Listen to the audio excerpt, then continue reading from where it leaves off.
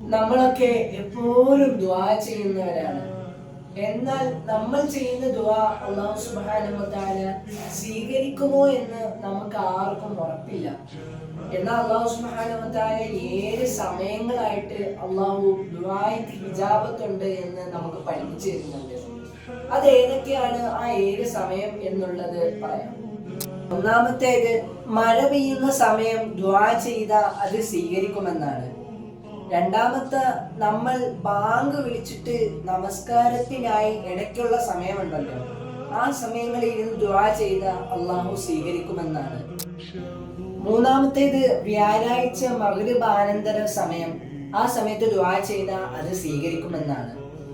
എന്നാൽ നാലാമത്തേത്, ഈ യാത്രയൊക്കെ ചെയ്യുന്ന സമയത്ത് നമ്മൾ ദുആ ചെയ്ത അതും അല്ലാഹു സുബ്ഹാനഹു വ തആല സ്വീകരിക്കുമെന്നാണ്.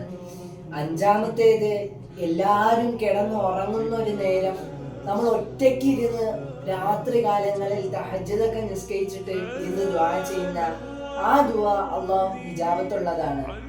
ആറാമത്തേത്, നമ്മൾ ഈ സുജൂദി കിടന്ന് ദുആ ചെയ്ത എല്ലാവരും ചോദിക്കുന്ന ഒരു കാര്യമുണ്ട്, ഈ സുജൂദി കിടന്ന് ദുആ ചെയ്യാൻ പാടുണ്ടോ എന്ന്. എന്നാൽ ഞാനത് പറഞ്ഞുതരാം.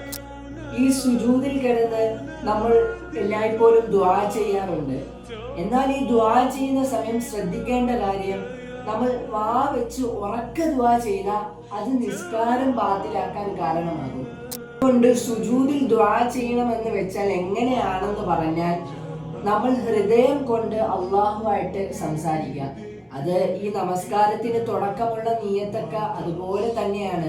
ആ നേരത്ത് നമ്മൾ ഹൃദയം കൊണ്ട് അള്ളാഹുവായിട്ട് അടുക്കുക. അങ്ങനെ നിയ്യത്ത് ചെയ്താൽ അള്ളാഹു അത് സ്വീകരിക്കുമെന്നാണ്. ഏഴാമത്തേത്, നോമ്പിന് മുമ്പുള്ള സമയം, നോമ്പൊക്കെ പിടിച്ചിട്ട് അതിന് മുമ്പുള്ള തൊട്ട് മുമ്പുള്ള സമയങ്ങളുണ്ട്, ആ സമയത്ത് ദുആ ചെയ്താൽ അല്ലാഹു സുബ്ഹാനഹു വ തആല സ്വീകരിക്കുമെന്നാണ്. നമുക്ക് ഈ സമയങ്ങളൊക്കെ കണ്ടെത്തി ദുആ ചെയ്യാൻ അല്ലാഹു സുബ്ഹാനഹു വ തആല നമുക്ക് എല്ലാവർക്കും തൗഫീഖ് നൽകി അനുഗ്രഹിക്കുമാറാകട്ടെ.